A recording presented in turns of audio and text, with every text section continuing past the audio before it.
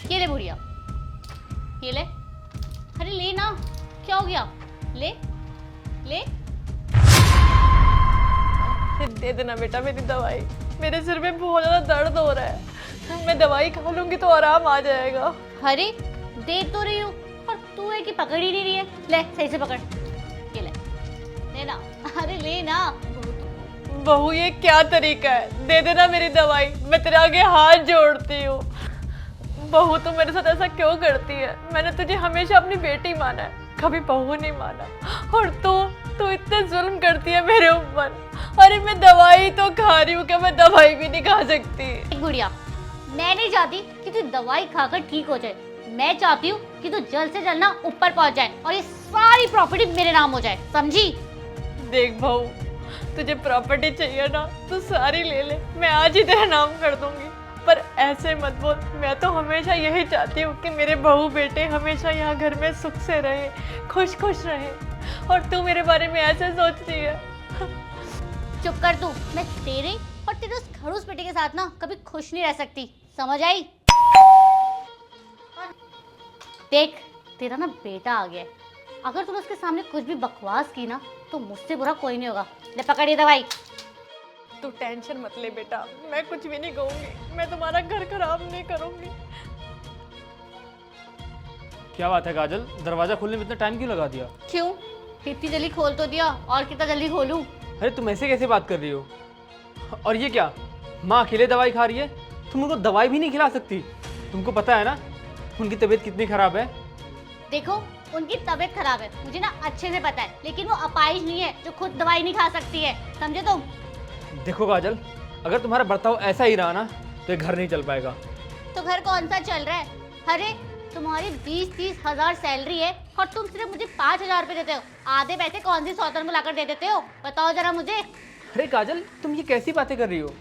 मैं उन पैसों को किसी अच्छे काम के लिए सेव कर रहा हूँ, तुम्हें जल्दी पता चल जाएगा। देखो, मुझसे ज़्यादा बकवास करने की जरूरत नहीं है, खाना लगा हुआ है, चुपचाप से खाना खाओ, मैं तो चली सो रही।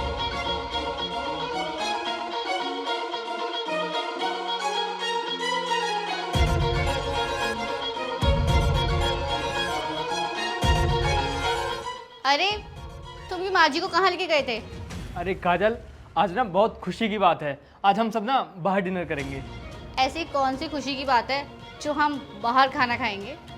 अरे मैंने तुम्हें बताया नहीं, माँ का ना ऑपरेशन करा दिया मैंने, अभी बिल्कुल ठीक है।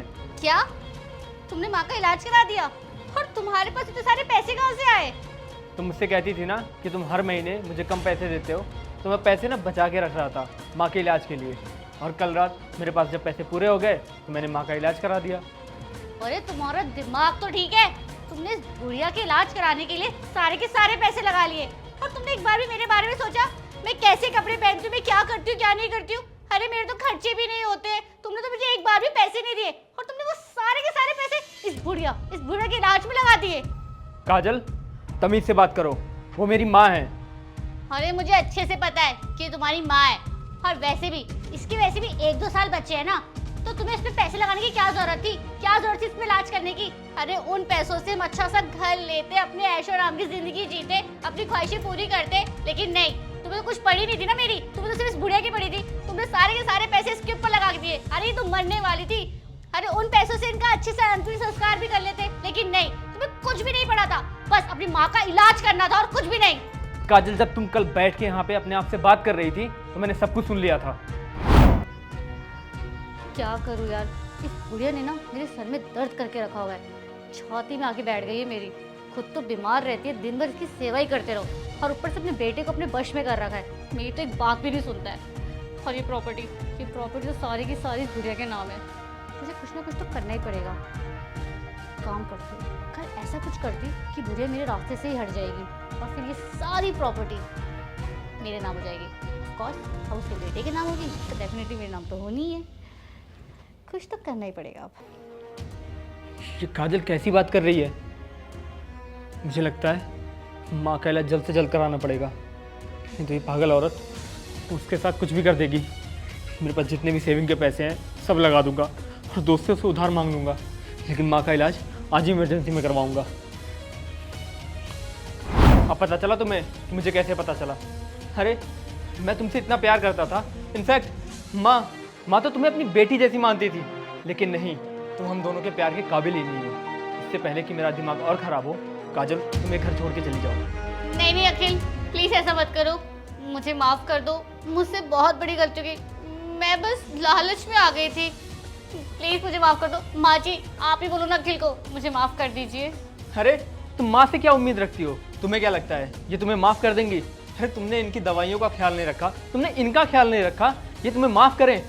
ये हो नहीं सकता, और मैं भी तुम्हें माफ़ नहीं करूँगा। तुम्हारे डिवोर्स के पेपर मैं रेडी करवा दूंगा, और अब तुम इस घर को छोड़ के जाओ।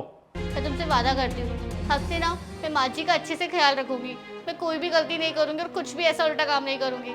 प्लीज़ मुझे माफ़ कर दीजिए, हम फिर से शुरू करते हैं ना, एक साथ रहते हैं अच्छे से। बेटा मेरे कहने पे बहू को एक चांस दे देना, अपनी माँ की बात तो मानेगा ना बेटा, तू एक चांस दे दे इसको। माँ के कहने पे मैं तुम्हें माफ़ कर रहा हूँ, लेकिन हाँ याद रखना, ये तुम्हारी पहली और आखिरी गलती है। अगर दोबारा तुमने ऐसी गलती की तो मैं तुम्हें माफ़ नहीं करूँगा। ठीक है, आप दोनों बैठिए, मैं खाना लगाती हूँ।